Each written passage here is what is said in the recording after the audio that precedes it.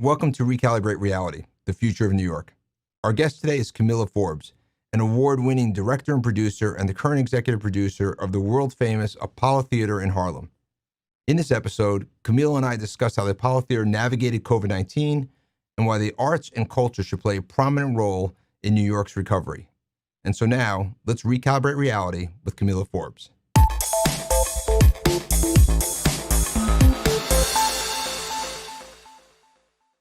Kamilah, welcome to Recalibrate Reality.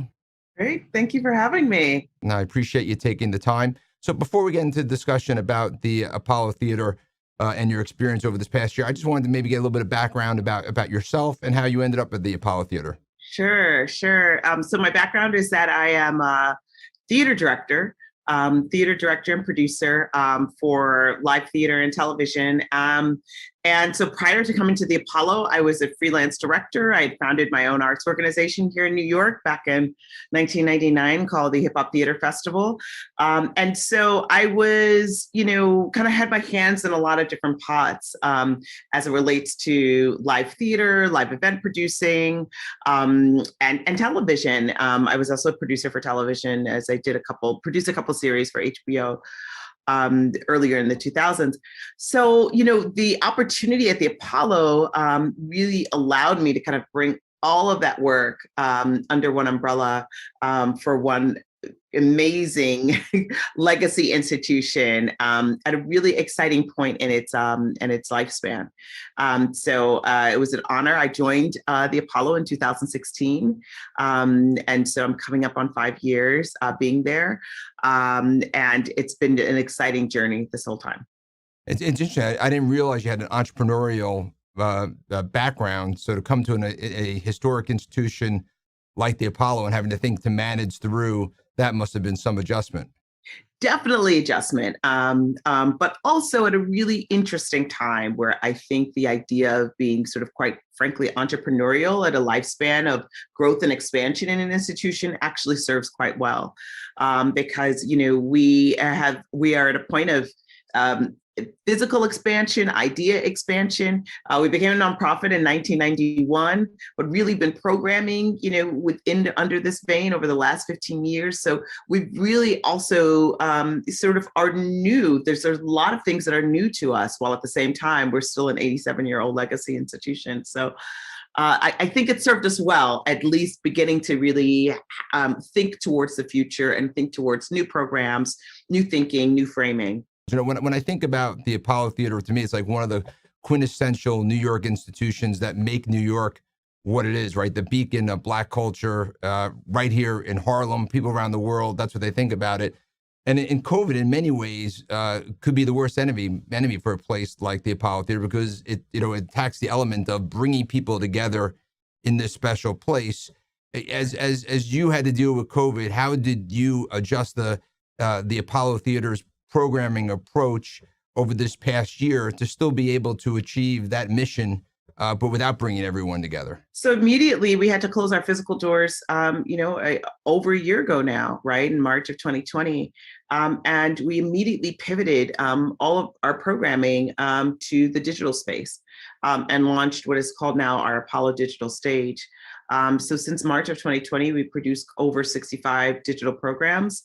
And those are programs ranging from conversations about the role of the artist and activist with John Legend and Salamisha Tillett, to concerts with artists like Madison McFerrin and Wyclef Jean that were streamed on our digital stage and digital platform, to workshops and panel discussions, to a whole virtual all women's global festival that took place in March called WOW, the Women of the World Festival that we do every 2 years.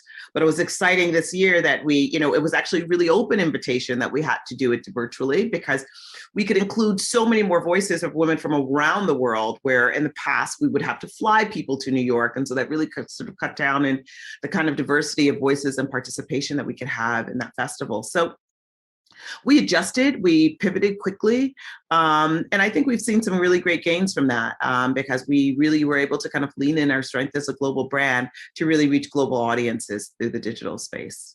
It sounds like you leaned into your entrepreneurial approach too, and didn't get flat-footed and shifted quickly, which makes sense.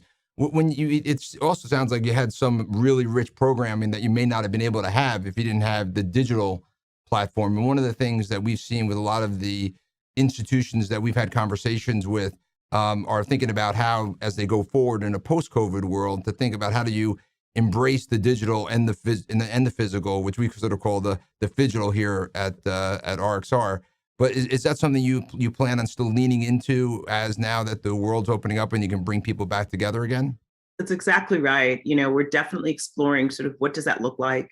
What does a hybrid look like? We've been talking a lot about that as a performing arts center. I mean, we've always talked about this sort of digital strategy, and last year we were thrusted into it. No questions asked, right? No real planning ahead. So now it's a real opportunity to understand what really worked for us well this last year and what didn't work so well this last year, and where do we kind of lean our priorities. And we're also trying to make some real estimations around, well, what do audiences want as it relates to consuming of culture? How much live performance, how much live dance digital, how much live music digital, or what is live, right? So we're really having all of those conversations as we understand and try to anticipate what this hybrid world may look like in this sort of post-COVID as the world opens back up. I've heard you use the word getting comfortable with the uncomfortable, which I think is a great way to say it. And I think then that we focused on is that the playbook of the past in a pre-COVID world isn't going to be the playbook of the future for the institutions and companies that are going to be most successful. So I think leaning into it the way you are is critical. And also, frankly, it's going to give the ability to really expand the exposure of the mission of what the Apollo is all about, right? Which is bringing out the Black culture and storytelling to a much broader audience than you would have before. So it's something I guess as you recalibrate and think about thriving in a post-COVID world, is that like one of the key priorities for you? Yeah, I mean, it is because we want to understand who are we going to be emerging on the other side of this, right? I think even and so I think I love the title Recalibrate, because we're all into this moment of recalibration, really understanding, well, what worked for us well before may not work for us well now. And so there's a real sort of analyzing a lot of our programs, our methodologies, our ways about doing things, right, processes, because we've always done them this way. And this is a real moment to kind of assess, well, is that truly the best, most efficient way that's serving us today? And that's ultimately going to be serving us tomorrow from the world that we will be entering, in this post-COVID environment, this post-COVID New York. And so, to that, I just want to shift gears a bit and just talk about some of the racial challenges that we as a country have felt and that we have felt ourselves in New York. And it has been a big awakening for many that, that I think while these inequalities existed, I would say it became something that became more pronounced and aware in areas that it didn't, whether that was the boardroom or the living room or the stage. There was this realization that this inequity existed. And you, I think, had a very strong voice, and the Apollo Theater as representative of that in terms of trying to play the role of helping educate and bring people together through some of those more challenging days. Can you talk a little bit about that time and sort of how you reacted during it? Yeah.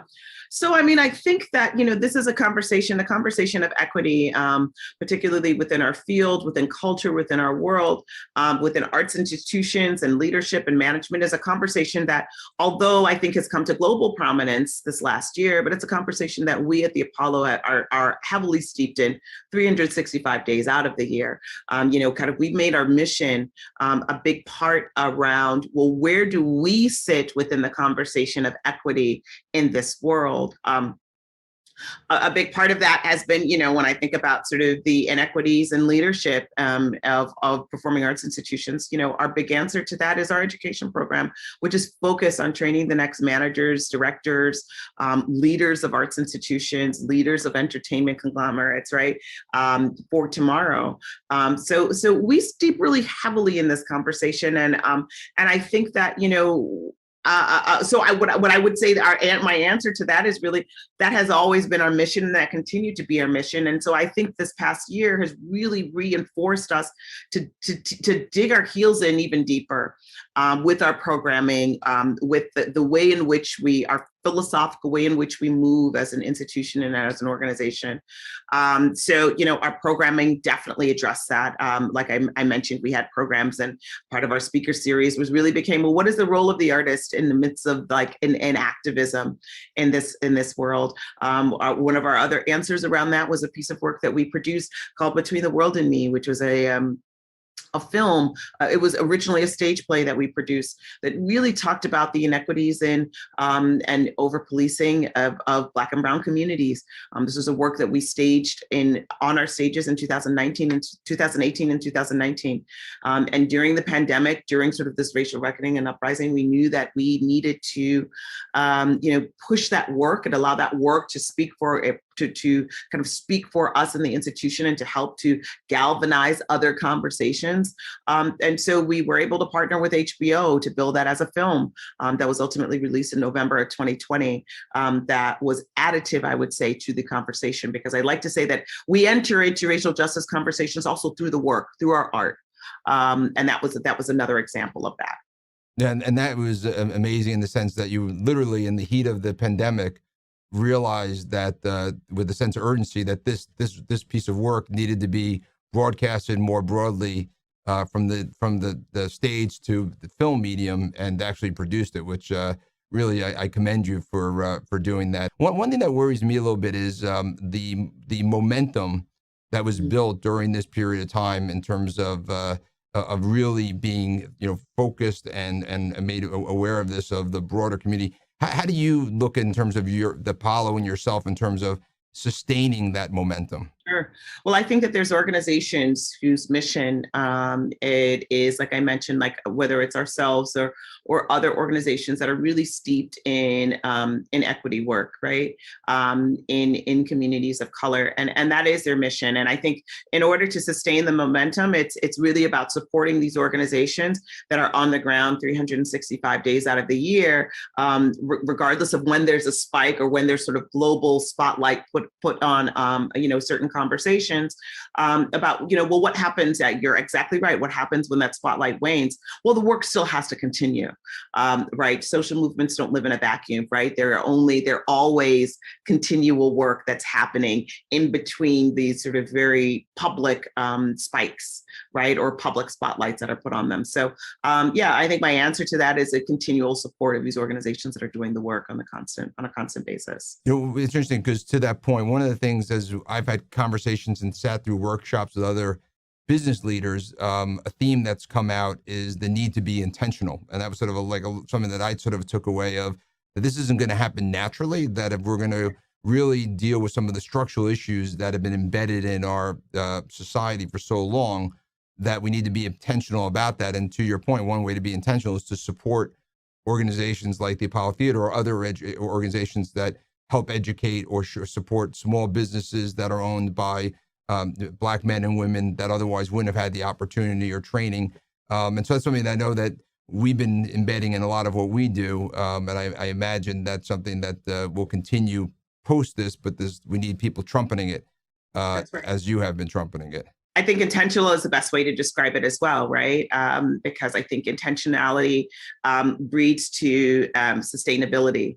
Intentionality also breeds to policy, and so I think that is where, once we can see that policy begins to shift, then we start to really see long-term sustained shift in our actions, just as a culture and as a society. Another area that I worry about as we see this big economic rebound, and even these last couple of weeks as the world is starting to open up in the United States, and it feels like this great recovery happening, and that people get overwhelmed with that recovery and forget to look sort of below the line for all those people that aren't participating in that recovery because they were either in parts of the community that were already suffering beforehand, didn't have the education, or or industries that have been dislocated through COVID, and that's an area I think again we're going to have to continue to work on. And I'm curious, with the Apollo Theater, do you think about that not just for the theater itself, but the broader community in Harlem in terms of trying to work with the people from that Absolutely. community? Absolutely. I mean, I think we understand that as the Apollo being not only an arts entertainment venue, we attract a lot of foot traffic to Harlem, and therefore, to local businesses, which you can make up the ecosystem of Harlem. So last year, every year during our annual benefit, which happens in June, it's coming up June 7th of this year. But last year in particular, we launched a program called Apollo Cares and a microgrant initiative under that program. The microgrant initiative was a really opportunity to help as we were raising money, as we do every single year as a nonprofit for our institution. We noticed our neighbors were truly suffering because during that time in June, June of 2020, I mean, businesses were closed, Right. right, to foot traffic. And so we initiated these microgrants for very small independent proprietorship businesses to re-grant, $1,000 grants to these initiatives. And we were able to give grants to 20 organizations, which made definitely an impact, an impact in their cash flow, an impact in just the even if it's just short-term sustainability, but just a signal to our neighbors that, listen, we care about all of our neighbors. We care about the ecosystem of Harlem, not just the Apollo Theater alone, because, without Harlem, there is no Apollo. Right. So, we cannot think singularly about that. So, we are reinstituting that microgrant initiative with the partnership with 125th Bid, the big corporation, Yep. as our partner in that. To re-grant again this year as a part of our gala efforts, as a part of our fundraising efforts this year. So we're excited to do that, and we feel it's truly our responsibility. You're expanding the Apollo Theater, right? You're working with this public-private partnership. Maybe you could talk a little bit more about what those expansion plans are and where that footprint goes and how it's going to impact the community. Sure. So this is an expansion of the Apollo into the Victoria theaters. So we'll be expanding our footprint to 2 flexible spaces and additional office space, which sits on 125th Street. And so of those spaces, there's a 199 and a 99 seat theater. This will be one of the first times in Apollo's history that we're actually physically expanding our footprint. And then it's an exciting time for us, right? It's exciting because I think it really, additional space in these spaces in particular really allows us to redefine who we are as an institution, the kinds of work that we want to be doing, the kinds of work that we want to be focused on. Really is allowing this expansion is allowing us to kind of spread our wings in the realm of new work development, the realm of supporting new voices, and opportunity to support even a wider diversity of voices and of artists who are building our culture for tomorrow, with the aid of these new spaces.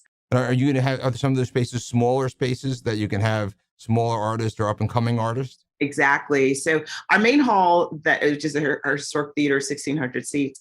These smaller spaces will be a 199 seater and a 99 seater, which is really exciting because I think it really allows us to really support new voices, new artists, but more importantly, new work, right? A lot of times you may not want to be building your new work on a 1,600 seat stage. It's too big.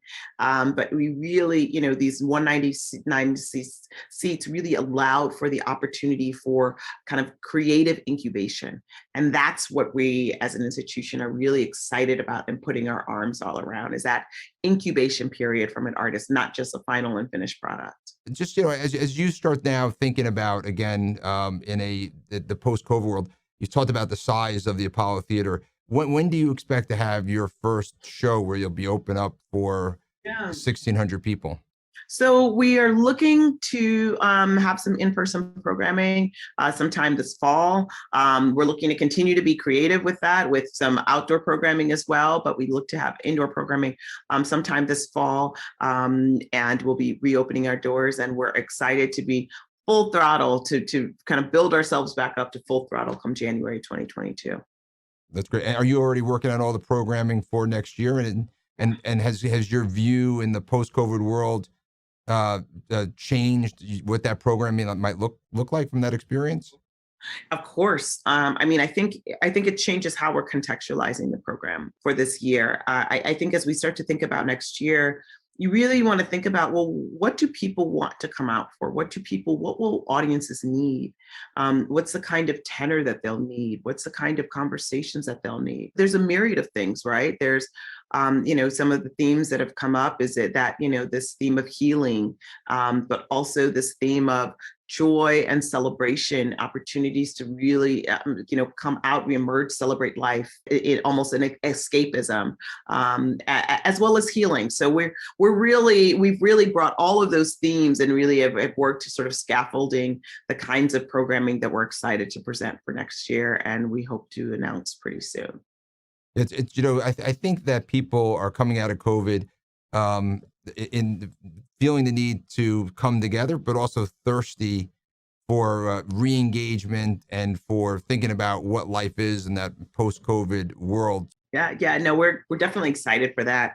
I think we're, and more importantly, we're excited to be back in the building. It's been definitely satisfying that through technology, we've been able to continue our work and mission, but there's nothing can replace actually stepping foot on 125th Street in the lobby of the Apollo Theater and feeling that magic. So I think we're really excited to get back to that. And I think that is a common theme, right? People, when they come back out, particularly people who really have had to isolate for a long period of time, when they come back and feel the energy and the excitement of places that are quintessential in New York, like the Apollo Theater or Rock Center or the parks or Coney Island, it's just it just energizes them to a whole different level. And I think that's just gonna, and your the other point you raised, I think is worth noting, which is you also want things that are going to be magnetic, right? To get people that may have gotten just too comfortable watching the streaming, the digital activities. What's magnetic to bring them out, and how do you create that experience that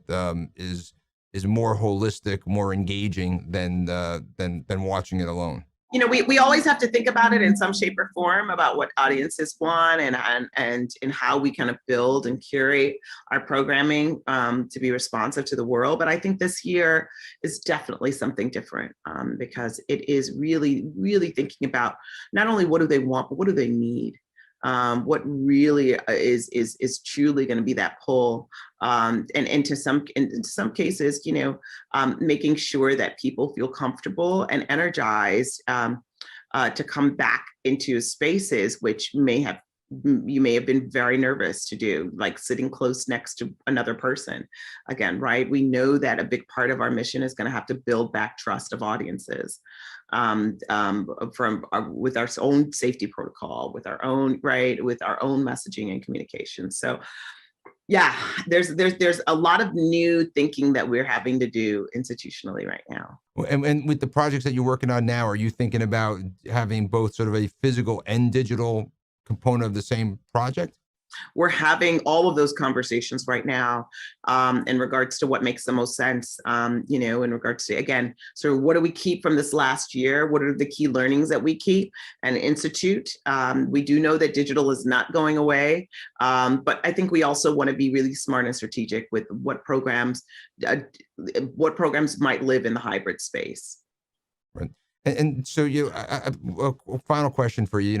We have the mayor race coming up. With your background and expertise, if the new mayor calls you up and he or she asks for your advice about what policies should he or she put in place to address some of the racial inequities and ensuring that we sustain that momentum that we spoke about earlier, and B, how do we help cultural institutions like the Apollo thrive on the other side of COVID? What would your recommendations be?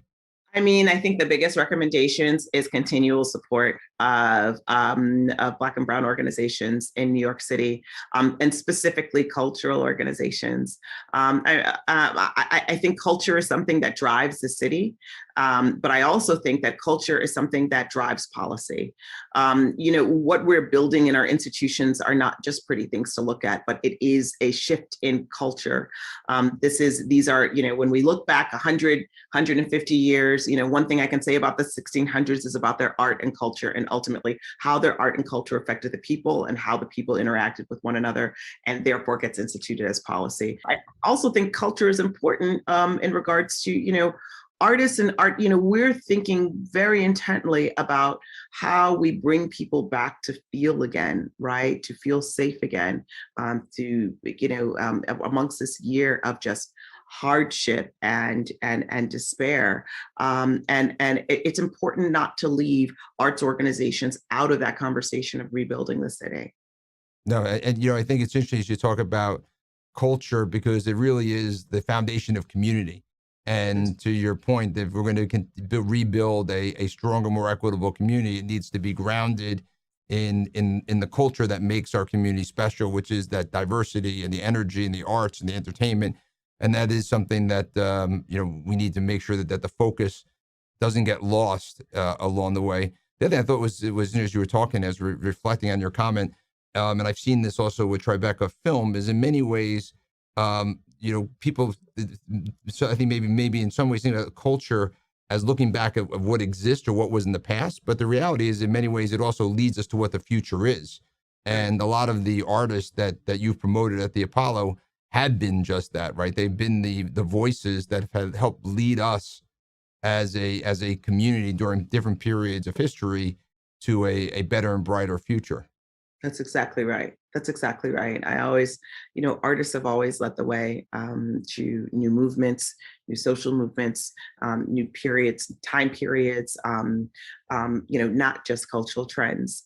So it's important that, we support artists and we support culture institutions that are doing this work. Because it should be a really valued piece of our city's. It is a valued piece of our city's ecosystem, but should be supported on that same level as well. Yeah. Well, listen. Clearly, the culture that and the artists that have come out of the Apollo have been inspiring, and the work that you're doing and have did through this pandemic truly is inspiring at a moment in time that we as a city and as a country needed the voice and needed the culture and the insight. So I appreciate your leadership through that period of time, and I look forward to seeing what's to come for the Apollo Theater as we approach the post-pandemic world under your leadership. So thanks so much for taking your time today and sharing your views with us. Thank you so much, Scott. It's a pleasure speaking with you today. Be well and be safe. Thank you. Thank you. That concludes this week's episode of Recalibrate Reality. Last year, there was a broad recognition from the living room to the boardroom of the widespread structural inequities that communities of color face on a daily basis. And while such a reckoning is long overdue, it's just as important to support those organizations like the Apollo Theater and others who are putting in the work 365 days of the year and not just during times of crisis.